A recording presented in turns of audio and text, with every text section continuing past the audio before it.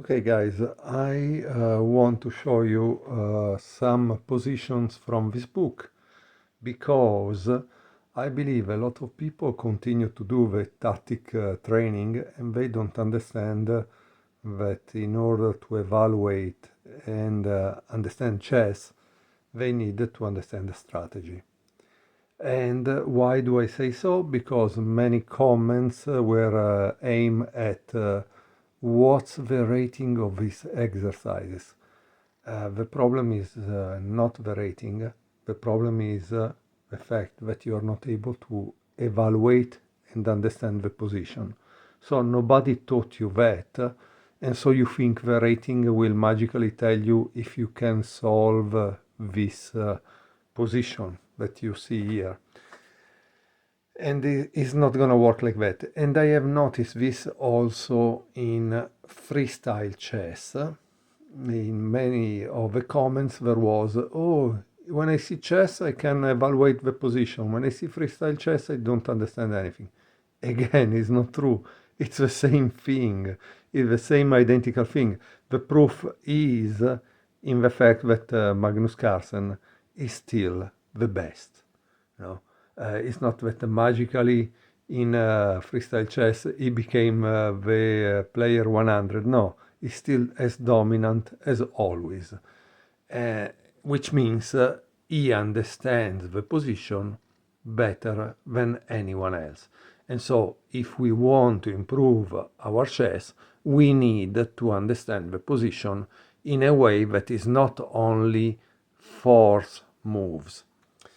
Here I'm going to present you position 280 and I will try to give you guys something to better understand this position. Okay? Sorry, it's position 218, position 218, sorry, my bad.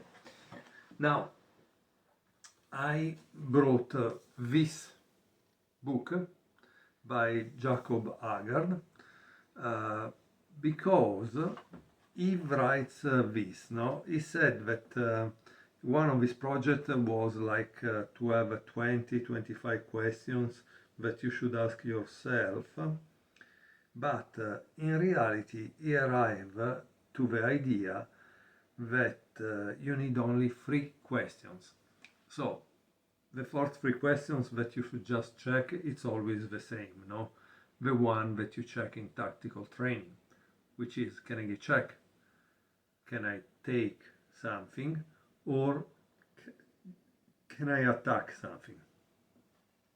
But for positional chess, for strategy, here he says, where are the weaknesses?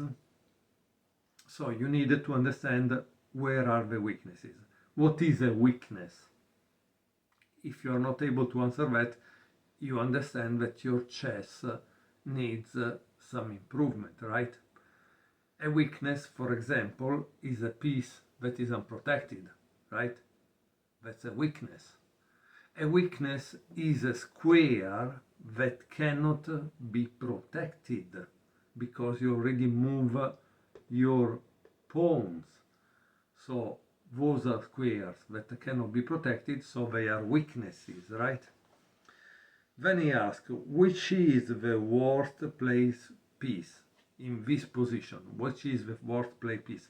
Notice I put the position from the side of the guy that must move.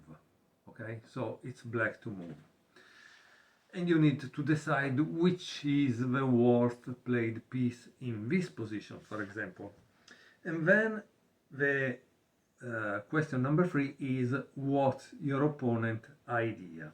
So what is his idea? Now I'm not gonna give you only this. For position 218, yes, I give you this and I hope they help you, okay? But in the next position I will give you the thinking process by Silman and maybe that will help you better. Now, let's see position 218, the result. I hope you pause the video and try to find what you would play in this position and explain why and what is the possible continuation. Now, it's probably not easy, but if chess was easy, would it have any kind of importance? No, right? That's why we like it so much, because it's difficult. So the game 218 is between Coritello and Kratsiv, that is the author of the book. It was played in Internet Blitz in 2022. He says, by placing the bishop on f4, white has seized the initiative. The black queen has only one obvious flight square, a8. But in view of a knight on b5, this is not such a tempting option. Let's consider black's various continuations. So here is gonna start to consider and explain you the continuation. I hope you pause the video, you've wrote down, you think for 3 minutes or 10 minutes, right? Oh, I don't know. Yeah, 10 minutes. So you have a thing like this one, 10 minutes, and you think for 10 minutes, and then you write down the lines that you have found out, right? And the ideas. So you need to do it now if you didn't do it up to now, okay? So it says, let's consider black's various continuation. Queen a8, which was played in the game. So the author is humble enough to put a game and say that that was a mistake. Would be more or less okay if white replied knight takes c6, bishop takes c6, knight c7, rook takes c7, and bishop takes c7, because after there is bishop takes g2. And black has some compensation for the exchange. White is slightly better. So I don't know, guys, if you really want to see it. Let's try to visualize, because that's the exercise we must do, right? So after queen a8, knight takes c6, that is a mistake. Bishop takes c6, knight c7, rook takes c7, bishop takes c7, bishop takes g2, right? But this is not what white would play. He wouldn't play that, because that doesn't make any sense, right? So he says, but instead white will play knight g4. Okay, knight g4. Interesting.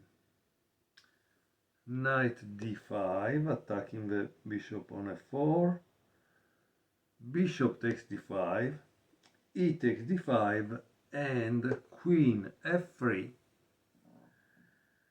And here there is no defense against knight c7. Okay, so let's see this continuation, and let me put thing. So he says he plays this, knight g4, knight d5, bishop takes d5, e takes d5, so he's attacking this, and now there is queen f3, and here he gives a decisive advantage for white. Why? Because there is no defense against knight c7, he says. And what else? How does he continue? He says, okay, here he gives us a line at least. Bishop a6, knight c7, rook takes c7, bishop takes c7, bishop e2, fantastic move, because it's protected by this, and is attacking this, and then that. Okay? But the problem is queen g3. Why queen g3 is good? Because if it takes here, there is knight f6 check. This is pin because behind there is the king, and so it takes there, right? And takes there, it can take back there, or I don't know. So clearly it's a mess here. It's a mess for black. Okay, so queen a8 wasn't the right move, right? So let's return back to our position, the initial position. There was a bishop on a2, a knight on e5, a knight on b5, the bishop on a4, the queen here, bishop here, the queen is here, this is here, and this is here, and then of course we have a pawn here. So I think I put the position back as it was.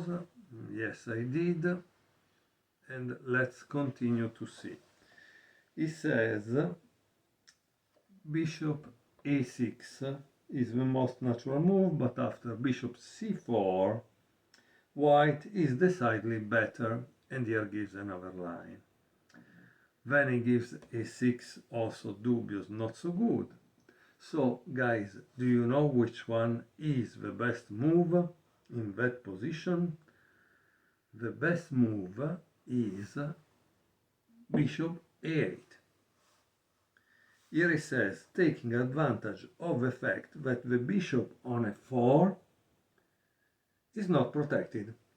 Black has time to drop the bishop back, freeing the b7 square for the queen. Most replies, such bishop g3, queen b7, do not pose any danger for black. So the only question is what happens if white takes the knight and the 7 pawn. Okay, so let's see what is the real question now. Take, right? Queen takes f4, knight b takes a7 and is attacking that. Rook c7 gives black definite compensation. The knight cannot return from a7 yet, and black already plans bishop d6. Okay, and here he gives another line with 21 queen e5. Let's see what happens here. So rook c7, 21 queen e5. Here it says queen takes e5, d takes e5, knight d5, and g3.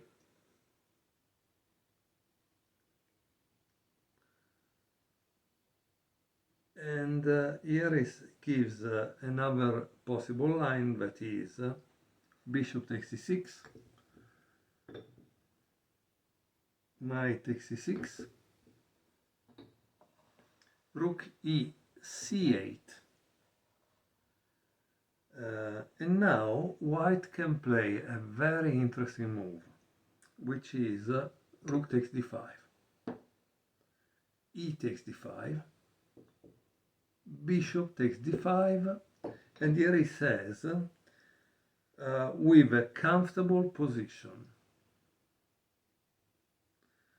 although objectively it is close to equality. Again, guys, what I think in reality is not just the comfortable position or this big analysis. What I think is, are you able to play it from this point as black or white? So another way to use this book is also to see playing from this position if you are able to keep the equality, or if you are going to lose and why. But this was the solution given in the book. The best move was bishop a8, because he had to create a escape for the queen, or eventually to understand that what was the threat, the fear, was not really a threat, because the bishop f4 was unprotected.